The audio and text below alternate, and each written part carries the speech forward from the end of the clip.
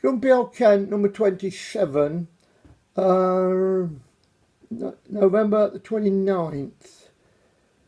It's been a horrific week. I'm looking out the window now and it's still raining, and it's been an unpleasant week, but which will be remembered forever, I suppose.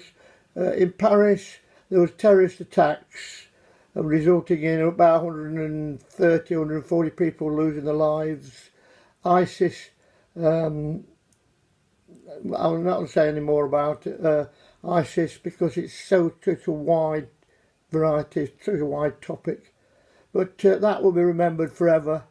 People going out to enjoy themselves and being mown down by, well, machine guns, etc. It's when these things are personal, you remember them more. That will be remembered because it came on the radio, on the television. 1948, I was very young, and Mr. Jones, the Welsh teacher, came into our classroom and he told us that Gandhi had been assassinated. I didn't know who Gandhi was. Very important man, but it stayed in my mind forever.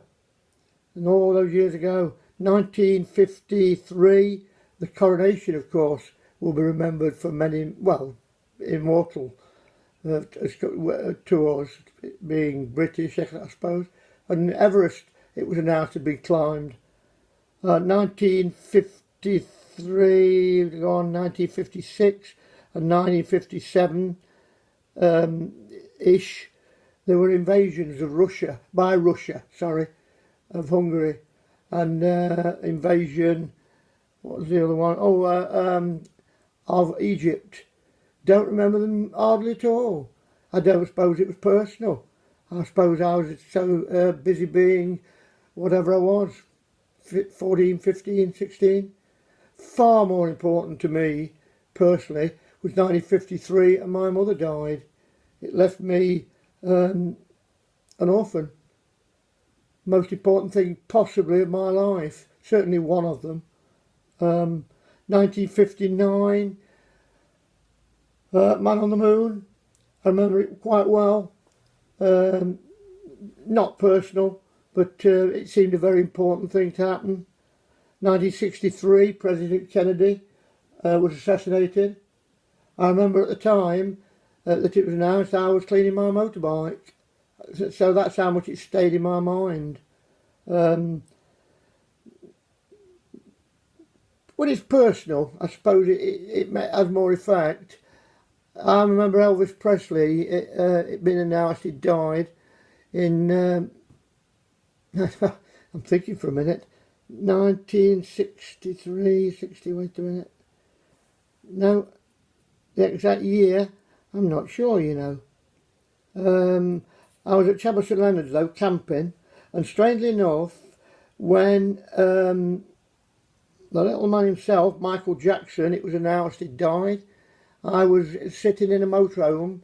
No, I wasn't. I was sitting in the pub next door to the motorhome, parked in a pub yard in Heysham, I think.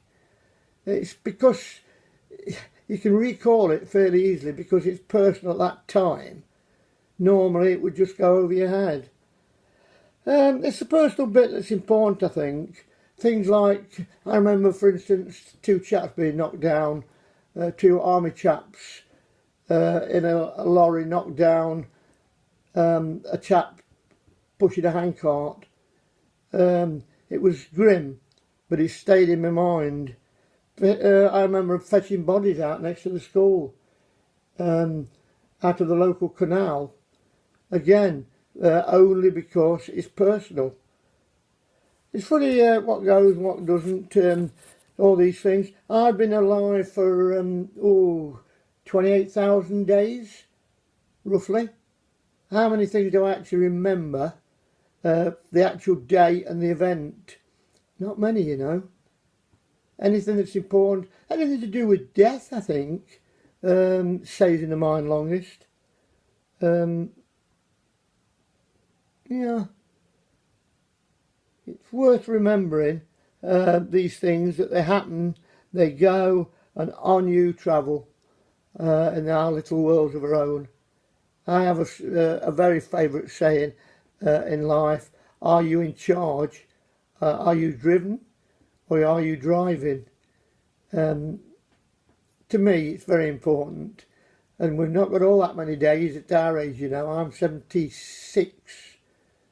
So every day ought to be precious. And we don't make it precious. We just, well, they always say it goes fast. Yeah, just a little, this blog was not what I intended. But this last week has been one of the most traumatic, well, for a long, long time. The world seems to be changing, and this, I think, will have a big effect on what happens in the next 5 years. Funny old world.